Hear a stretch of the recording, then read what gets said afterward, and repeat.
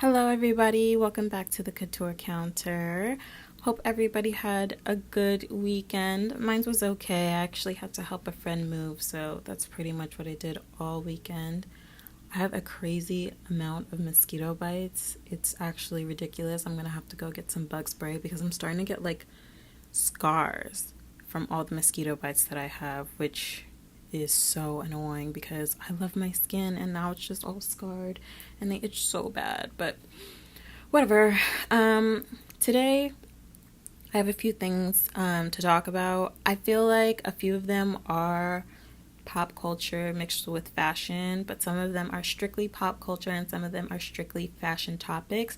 So I'm going to start with things that are mixed with a little bit of both, and then as I go down the list, we'll start to separate the two. But the first thing I wanted to start with today was actually somewhat of a Little Kim tribute, which I know sounds super random, but I felt like was necessary. I was on Twitter last week, yeah, and I saw some people comparing Little Kim to Cardi B in terms of fashion. And I could not believe my eyes. I just thought that was so insane. Because I think that people just truly don't know what they're talking about.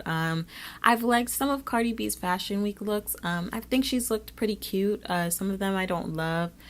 But most of the time her looks are okay. They're nothing to write home about. Same thing I would say with Nicki Minaj. If we're going to talk female rappers, I think her looks have been okay. But to compare really anyone, female rapper or singer or actress, whoever, no one can compare to Little Kim and her impact on the fashion world, specifically on high fashion. And I kind of realized that it's possible that people just don't know what they're talking about genuinely, truly. I'm a young woman in my early 20s, and when I grew up in a very sheltered household, so I wasn't allowed to listen to much of anything. So the first album I listened to in full was The Carter 3 by Lil Wayne. And if you know, around that time, Young Money was coming out, and that's when I had discovered Nicki Minaj, and that was kind of where my mainstream music, I guess, lessons took off. I didn't really go backwards, and I would say that probably most kids don't really want to go backwards when listening to music. You kind of want to keep up with people your age and see what's going on right now. And so it wasn't until the past maybe 4 or 5 years that I really did my research on older music in general, and I still definitely have a lot of catching up to do, but definitely on Little Kim. And like I said, when the Carter 3 came out, I think the Carter 3 came out in 2008, 2009, but I was 12 maybe. 12, I think I was in 7th or 8th grade, something like that. And so Little Kim, from my knowledge, she wasn't putting anything out, and if she was, it wasn't making a huge splash or anything in the industry. And again, that's not shade. You know, you got to do disclaimers these days because everybody thinks everything's shade, but that's not shade. That's just being honest. Unfortunately, when you get to definitely a certain age, but a certain status in your career as well, and as younger artists start to come in and newer artists start to come in, people kind of just throw you to the wayside. And that's just the music industry. Unfortunately, it's very ageist, and after you hit a certain point, people don't want anything to do with you. And so she wasn't putting out anything, to my knowledge, nothing that I was paying attention to. So it wasn't until, again, about 4 or 5 years ago, as I got older, that I said, well, let me check out Little Kim seriously, because I listen to pretty much only women. There's not a lot of males I listen to, rap, singers, anything, just because I like the way women sound so much more, maybe because I can relate to them. But especially when it comes to rap, I listen to women. And so I went back and listened to Kim's stuff, and I thought it was great. I like a lot of her tracks. My favorite album is definitely Notorious K.I.M. But I listened to all of her albums, and I really enjoyed everything she had. But people used to always talk about her impact on fashion, and I remember specifically as like a teenager and a little bit as a younger adult, I didn't really understand what people were talking about. I would see some of her outfits and be like, I mean, that's cute, I guess, okay, but I don't see the impact. And it wasn't until, again, maybe about 3, 4, 5 years ago, especially when I started getting into fashion school, that I realized, whoa, Kim is an icon.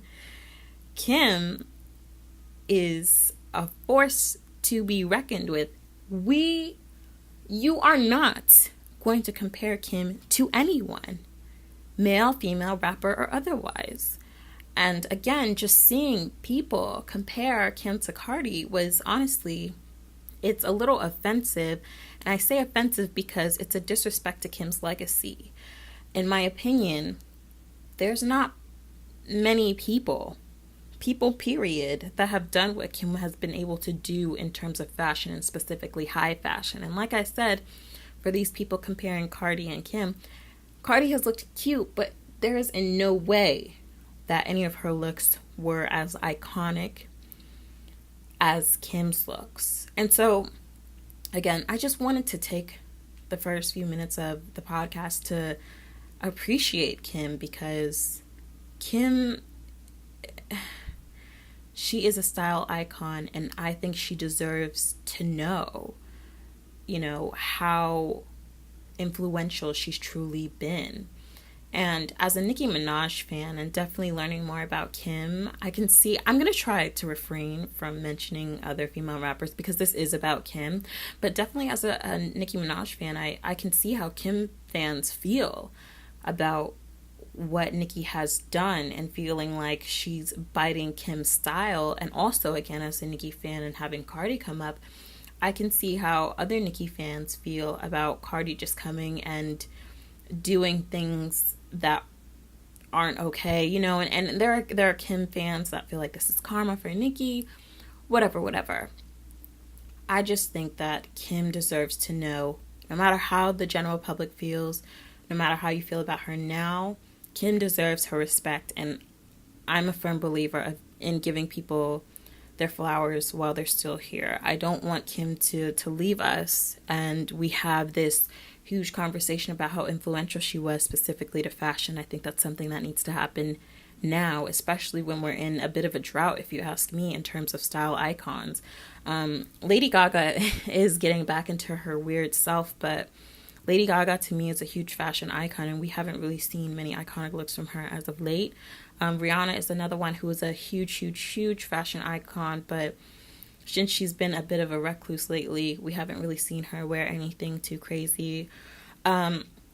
So, Kim is in that category for me. We don't get little Kims very often. And so let's just go back into where Kim started and why she is such an icon.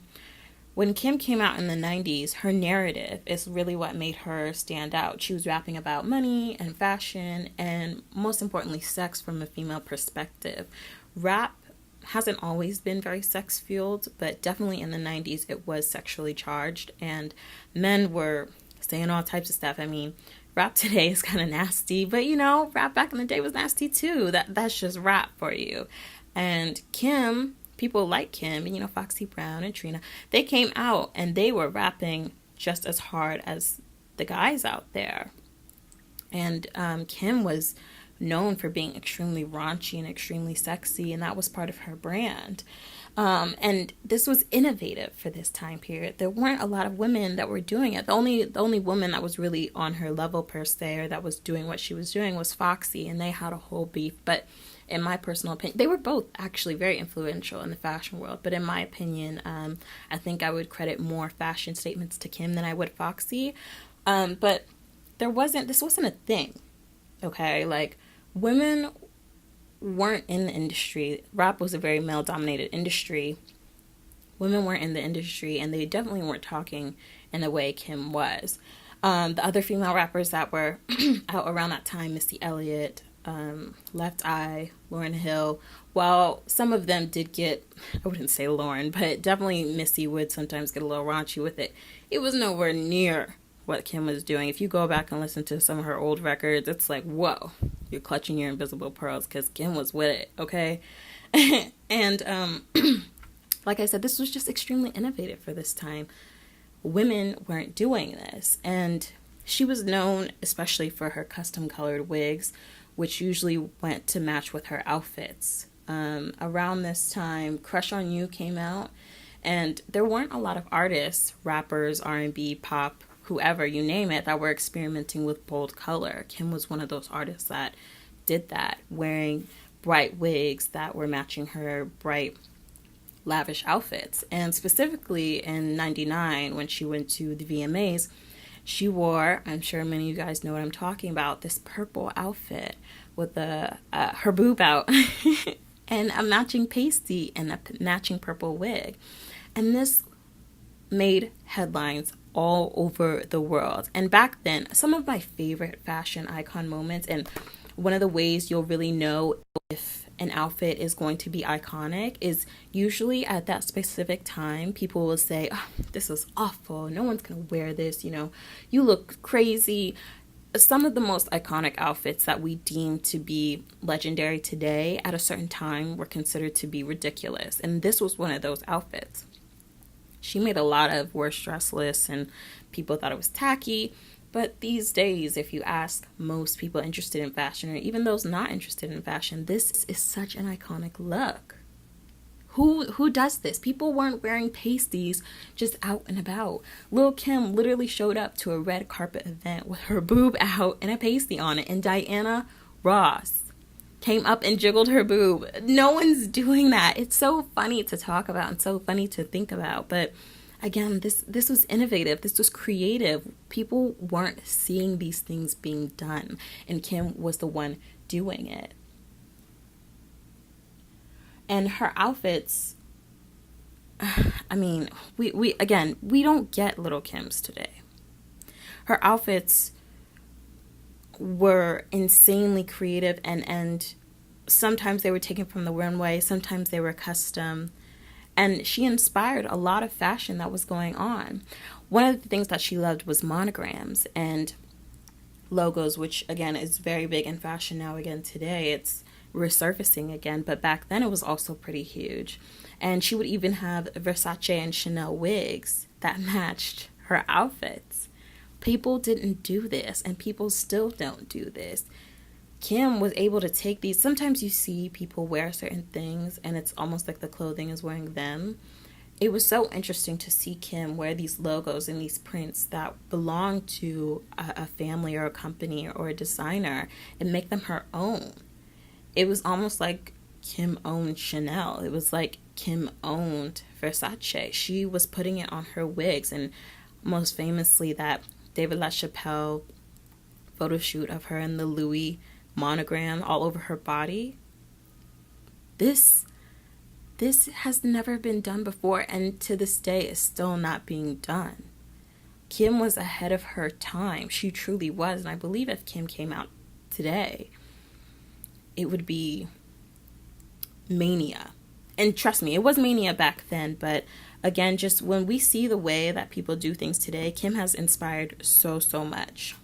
She would often do shoots with David LaChapelle, who doesn't shoot a lot of artists over and over again. He shot Missy and he shot Aaliyah, but there are tons, and I mean tons, of shoots with him and Kim. He loved to shoot for Kim, and he even shot her album cover for Notorious K.I.M.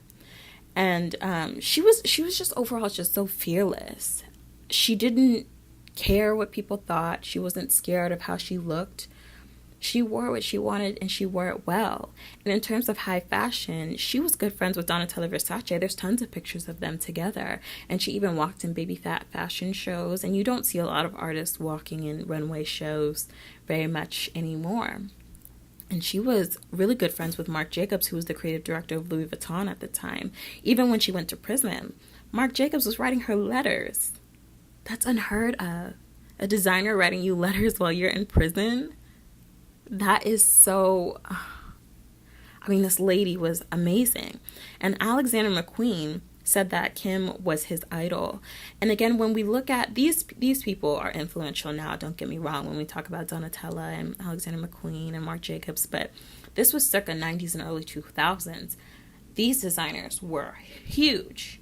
Huge. Okay, because a lot of them were fairly new to the scene or hadn't been doing it long. Gianni died in, I think, 95-ish. So Donatella had taken over his company for about maybe 7 to 10 years at this point. Marc Jacobs came out in the early 90s. So again, another 10 to yeah, about 10 years. And same thing with Alexander McQueen. These were fairly younger, you could say, designers in the industry. And during the 90s and early 2000s, fashion was very different. And so for them to be co-signing her and saying that they admire her and adore her, doing photo shoots, writing her letters, this is beyond a big deal. And again, rapper or not, there aren't people doing this and had this effect on the industry. I've talked about this multiple times and I'll continue to talk about it. Fashion is elitist. Fashion is not an easy world to get into. And for somebody like Kim to win the hearts of so many designers says a lot. It says a lot about her influence. So like I said, she was extremely experimental and this worked to her benefit. And if you ask me, she's more relevant now than she ever was. When you look at this whole Instagram baddie trend, right? Or even just looking at the way women dress when you walk down the street, Kim has inspired a lot of that. She has. And when you look at, she was front row at Jeremy Scott. She usually never misses shows, or Marc Jacobs. Even this whole free the nipple movement, Kim was doing this long before everyone else was being so body positive. You see pictures of Kim with her boobs just out. It wasn't a thing to her. I mean, if I'm not mistaken, there's a picture of her in Vogue. She was doing a Vogue feature and her boobs were out.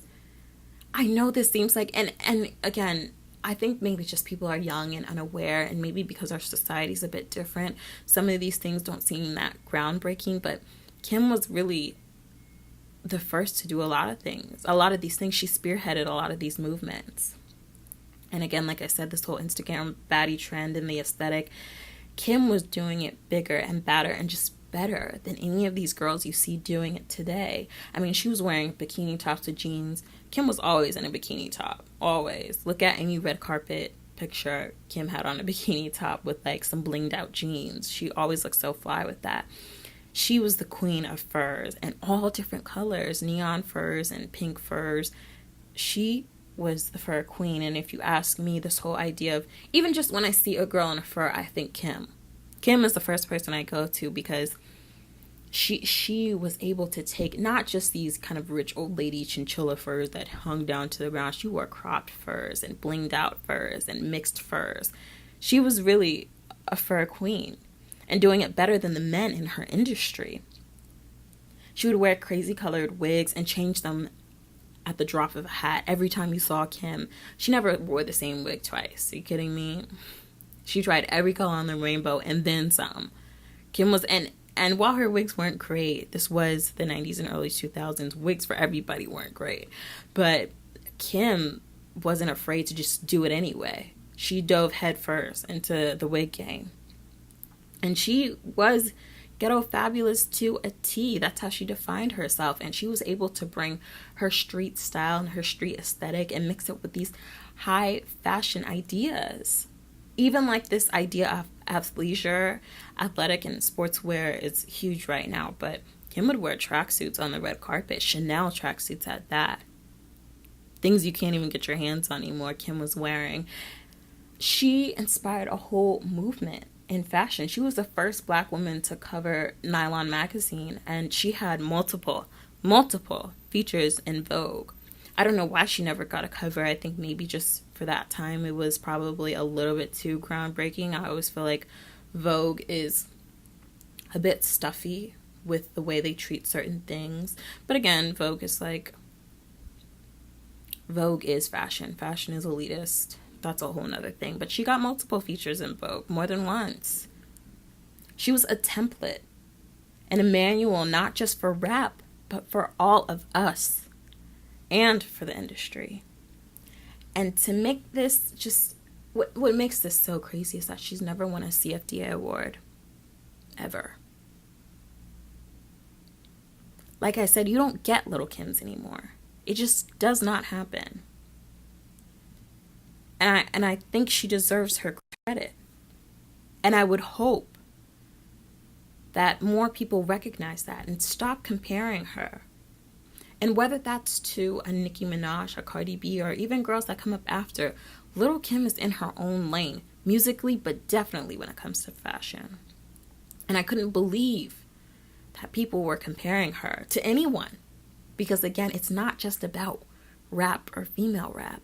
It's about people in general, but definitely musicians. There aren't a lot of people in her category.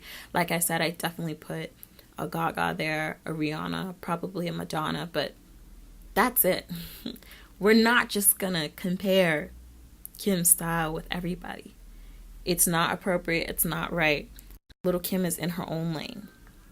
The same way people don't like to compare Beyonce to other people or Michael Jackson to other people, don't compare Kim to other people either. It's time to stop doing that. If you want to say something about people, make sure they have their own lane. Because Kim has her own lane and she deserved it. She works hard for her own lane. So like I said, I just wanted to give her her props. Because again, it was something that I wasn't aware of. And I think maybe it's just because I'm young. But people need to go back and do their research before they just start talking and comparing her to other people.